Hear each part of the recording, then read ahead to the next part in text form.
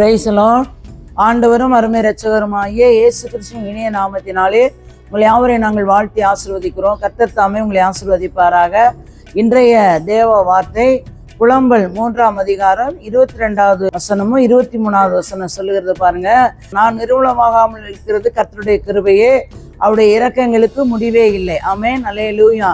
அருமையான வார்த்தை. அல்லேலூயா. பாருங்க, நாம் நிர்மூலமாகாமல் இருக்கிறது, நாம் நிற்பது, நிர்மூலமாகாமல் இருப்பது அவருடைய கிருபையினால்தான். வேலை ஸ்தலத்துல, வியாபார ஸ்தலத்துல, தொழில், படிப்பு, நம்முடைய காரியங்கள், ஊழிய எல்லா சூழ்நிலையிலும் அவருடைய கிருபை தான் நம்மளோடு இருந்து நடத்துகிறார். அல்லேலூயா.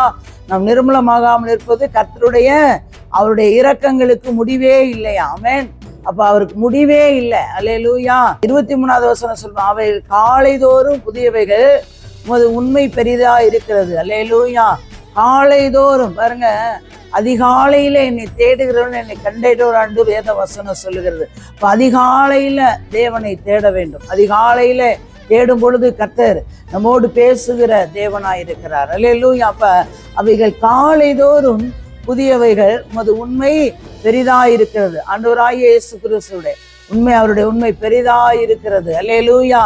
கர்த்தர் அந்த வார்த்தைகளை, இந்த வார்த்தையை அப்படியா நாம் விசுவாசிக்கும் பொழுது நிர்மூலமாகாமல் இருப்பது கர்த்தருடைய கிருபை தான். பாருங்க, நாம் நிற்பதும் நிர்மூலமாகாமல் இருப்பதும் கர்த்தருடைய கிருபையே இப்படி என்று வேதம் சொல்லுகிறது. அல்லேலூயா.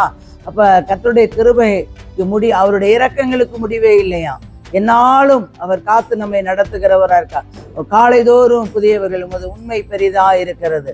ஒவ்வொரு நாளும் நீங்கள் காலையில எழுந்தவுடன் ஆண்டவர்கிட்ட சொல்லணும், ஆண்டவரே இந்த நாள் முழுவதும் என்னை காத்து நடத்துங்க, என்னுடைய வேலை ஸ்தலத்தை நடத்துங்க, என்னுடைய வியாபார ஸ்தலத்தை நடத்துங்க, தொழிலை நடத்துங்க, படிப்புல, ஊழியத்துல, எல்லா விதத்திலும் இந்த நாளை எனக்கு கூட்டி தந்தீரே, உமக்கு நன்றி என்று சொல்லி அதிகாலையில் அவருக்கு ஆண்டவராய் தேவ சமூகத்தில் ஜெபித்து அவருடைய கிருபையை பெற்றுக்கொண்டு நாம் செய்யும்போது அந்த நாள் நமக்கு ஆசீர்வாதமாக இருக்கும். கர்த்தர் உங்களை ஆசீர்வதிப்பாராக. தகப்பனே மெத்துதிக்கிற சோத்திரங்கத்தாவே, சர்வ வல்லமையுள்ள தெய்வமே மெத்துதிக்கிற சோத்திரம், நேற்றும் என்று மாறாத எங்கள் நல்ல தகப்பனே, உங்களுடைய பரிசுத்த கரத்தில் எங்களை தாழ்த்தி தருகிறோம்.